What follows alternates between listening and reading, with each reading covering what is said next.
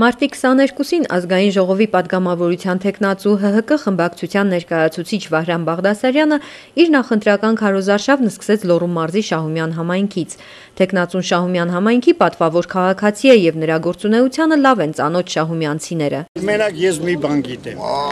Ասма Աստծո անաստոց տեղ ապրի, անհավատարիմ տեղ ապրիլ մի։ Մեր շնորհքն է որ իրան Ցայն տանք, որ ինքը մեր թենգուքինալի ինքը մենք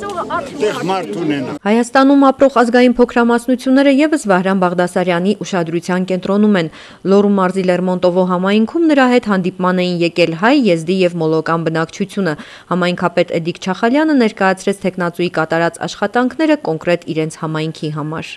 Мы не должны забыть, 11 лет тому назад он провел совместно со своим братом газопровод, который имеет очень большое значение для нашего села. 15 лет тому назад, я когда обратился к Багдасаряну, товарищ Багдасарян, у нас нет воды. Он меня направил, вместе с ним мы были у Карапетяна, и по программе капиталовложений мы провели Рашкинскую воду. Вы все прекрасно знаете. Օրվա հաջորդ կանգառը Մարգահովիտ համայնքն էր, իսկ թեկնածուն իր նախընտրական քարոզարշավի հերթական օրն ավարտեց Վանաձորի Տարոն թաղամասում։ Գյուղական համայնքներում գյուղին հատուկ խնդիրներ էին, քաղաքի տարբեր թաղամասերում էլ նույնանման խնդիրներ, իսկ սոցիալական խնդիրը հավասարապես խնդիր էր բոլորի համար։ Թեկնածուն ներկայացնում էր իր նախընտրական ծրագիրը, բացատրում, որ մեր երկիրը մուտք է գործում խորհրդարանական կառավարման համակարգ։ Մոտ 10-12 թաղամասի նման խնդիրներ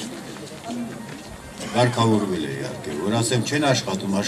բայց խնդիր ունեն, քաղաքի բյուջեն չհաստատվելու հետ կապված,